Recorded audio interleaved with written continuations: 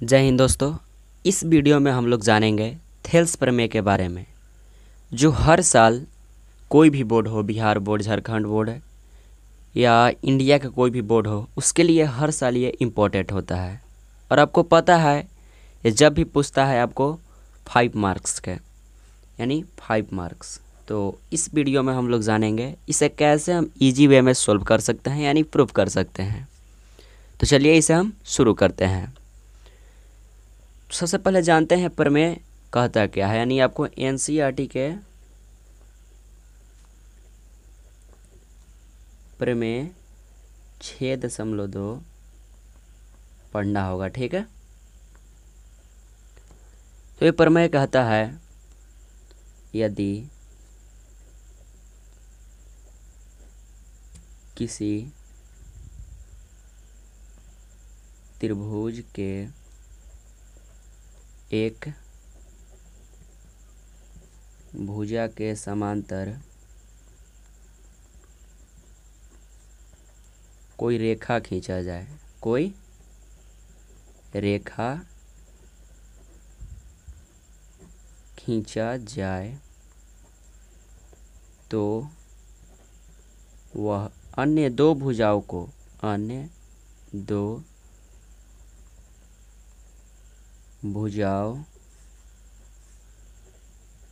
को समान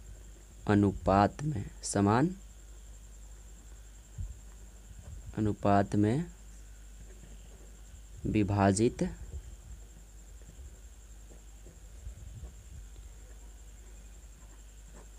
करती है। तो ये जो है थेल्स प्रमेय हमें सिखाती है कि यदि किसी त्रिभुज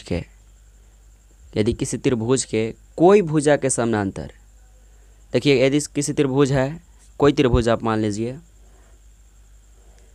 ठीक है, और इसके किसी भी भुजा के समांतर आप रेखा खींच दिए, तो देखिए हम इसका नाम देते हैं ए, बी और सी, और हम यहाँ पे बी के समांतर एक रेखा खींचते हैं, ठीक है, और इसका नाम देते हैं डी ई।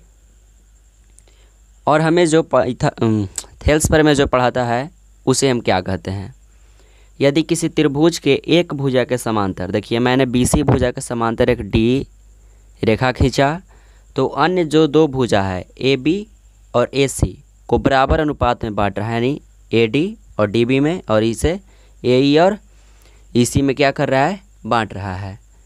तो इसे हम प्रूफ कैसे करते हैं, ठीक है। देखिए आपको दिया है, पहला लिखिएगा आपको क्या क्या चित्र में या प्रश्न में दिया हो वो लिखिएगा। दिया है कि डी ई समांतर बी सी, इसे बोलते हैं समांतर, ठीक है, इसे समांतर बोलते हैं। अब नेक्स्ट हम लोग लिखते हैं सिद्ध करना। आपको सिद्ध क्या करना है,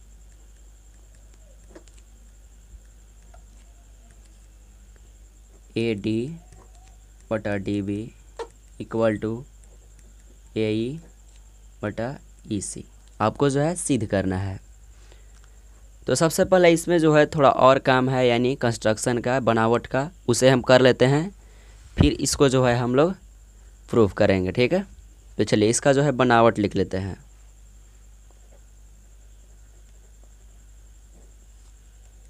बनावट देखिए हम आपको समझाते हैं। आप क्या करिए, डी से एक ए बी पे, देखिए ए वो माफ करिएगा ए सी पे, हम डी से ए सी पर एक रेखा खींचते हैं, यानी लंब है, ठीक है, और इसका नाम हम लोग देते हैं एम।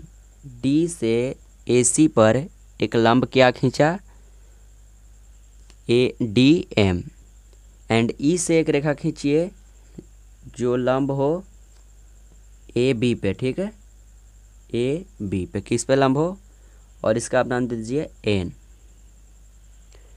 एंड नेक्स्ट क्या करिए, डी ई बी और डी सी को मिला दीजिए, ठीक है।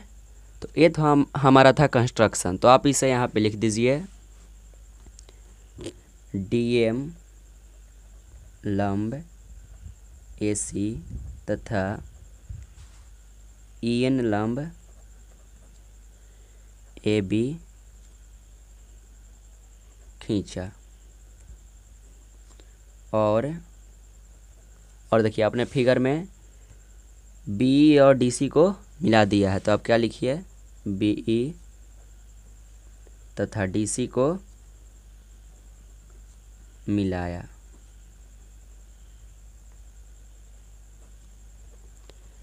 अब हम लोग देखते हैं इसका प्रमाण यानी प्रूफ। तो इसे हम लोग प्रूफ कैसे कर सकते हैं, तो देखिए आपको इस फिगर में एक बात दिखाई दे रही है।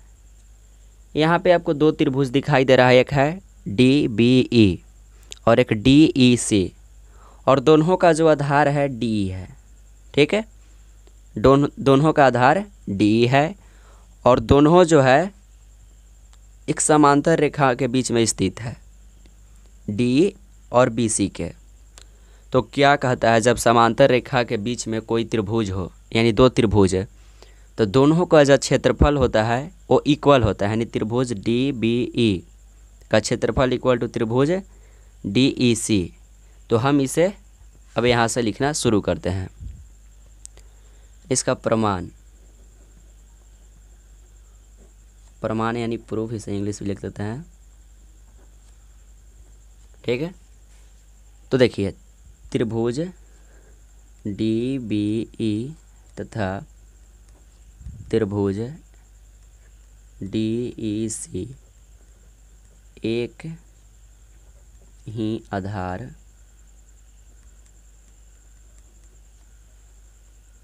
DE, देखिए एक ही आधार क्या है दोनों का, D और E।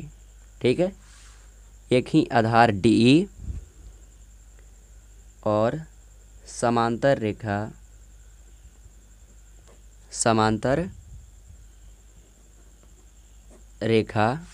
देखिए DE और BC में दोनों क्या है स्थित है। देखिए DBE और DEC जो फोकस है मेन यहीं पे होता है। देखिए समांतर रेखा DE तथा BC के बीच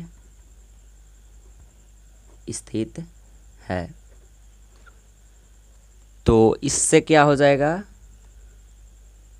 एरिया ऑफ त्रिभुज, देखिए हमने AR का मतलब लिख दिया एरिया।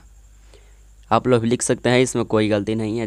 जिसको नहीं लिखने का मन हो लिखिएगा त्रिभुज जो लिख रहे हैं उसका क्षेत्रफल। ठीक है, यानी एरिया ऑफ त्रिभुज DBE इक्वल टू कौन सा त्रिभुज है DEC, यानी एरिया ऑफ त्रिभुज DEC। ठीक है, इसे हम समीकरण फर्स्ट मान लेते हैं।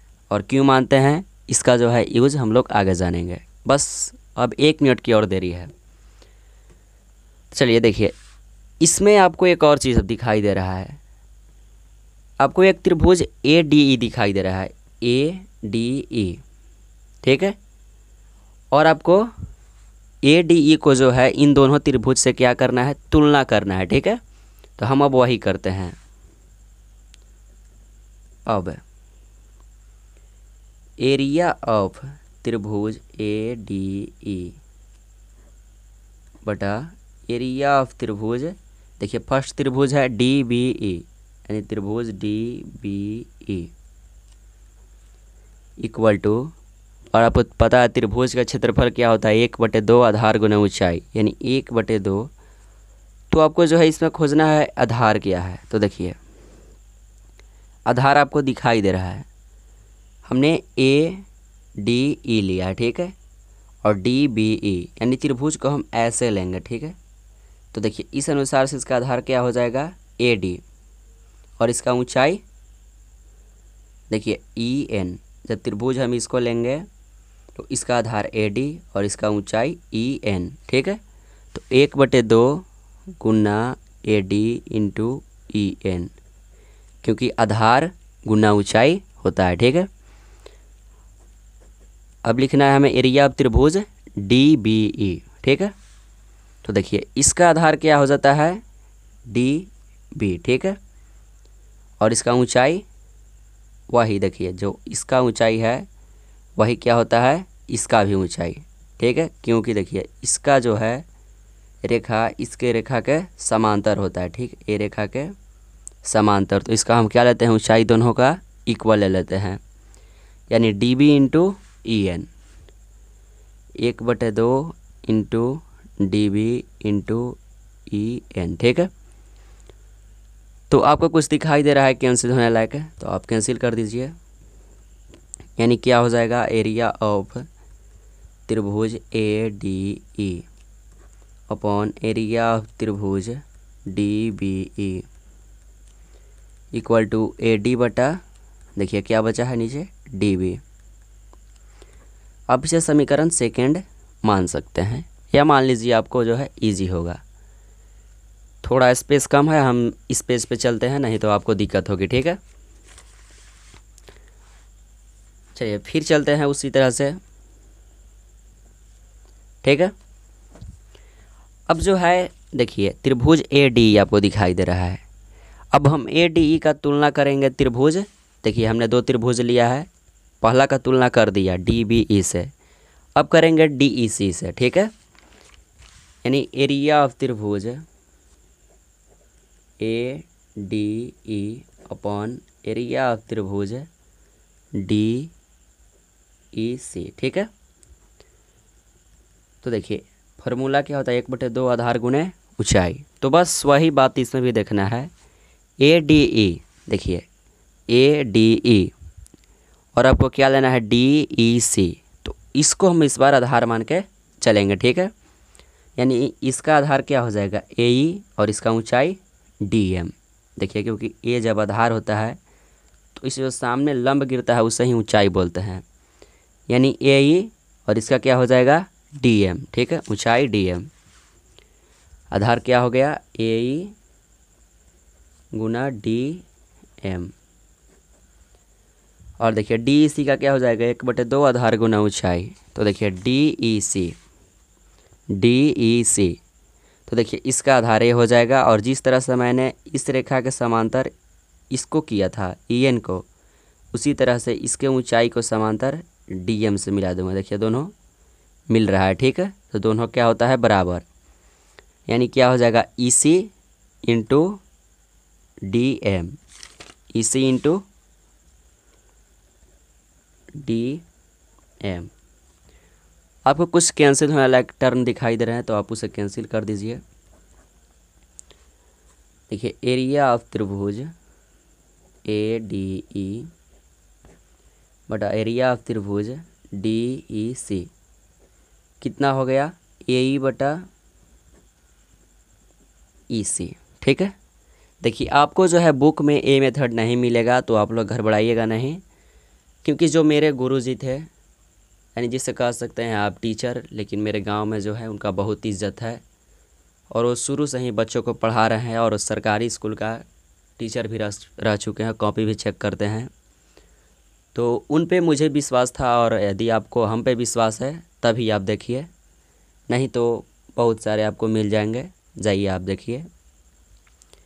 और देखिए मैंने समीकरण फर्स्ट क्या माना था, देखिए मैंने समीकरण फर्स्ट माना था एरिया ऑफ त्रिभुज डी बी ए और एरिया ऑफ त्रिभुज डी ई सी क्या है, बराबर, यानी डी ई सी के बराबर हम लिख सकते हैं डी बी ए, ठीक है।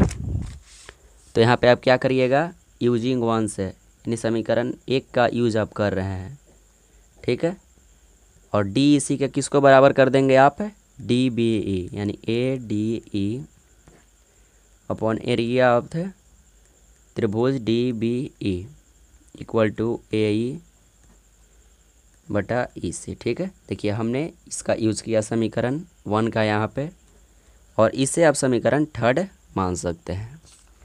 तो देखिए आपको जो सिद्ध करना है, ए डी बटा D B equal to A E बटा ई सी, आपको ये दोनों समीकरण में दिखाई दे रहे हैं, समीकरण सेकेंड एंड समीकरण थर्ड। तो समीकरण सेकेंड एंड थर्ड से, समीकरण सेकेंड तथा थर्ड से क्या हो जाएगी, एरिया ऑफ त्रिभुज ADE। देखिए समीकरण फर्स्ट है, आपको दिखा देता हूँ। देखिए ADE बटा एरिया ऑफ त्रिभुज DB इक्वल टू AD बटा DB। एरिया ऑफ त्रिभुज DBE इक्वल टू AD बटा DB। और किसके बराबर करेंगे हम? इसके बराबर, यानी तुलना हमें करना है। एरिया ऑफ त्रिभुज ADE एरिया ऑफ त्रिभुज DBE कितना है? EN बटा ओ माफ़ करिएगा AE बटा क्या है? EC। और देखिए दोनों क्या हो जाएंगे? त्रिभुज कैंसिल, क्योंकि सभी क्या है इसमें बराबर हैं। AD DB और DB, तो हमें क्या मिलता है यहाँ पे? AD upon DB equal to AE upon EC। तो आपको जो है यहाँ पे मिल गया अनुपातिकता प्रमेय, इसे बोलते हैं। तो ये हो गया प्रूव्ड। तो ये जो था कुछ अलग टाइप का था, और इसका जो है डिस्क्रिप्शन में जो है इसका PDF लिंक मैं डाल दूँगा, आप लोग ज़रूर वहाँ से चेक कर लीजिएगा। ठीक, जय हिंद दोस्तों।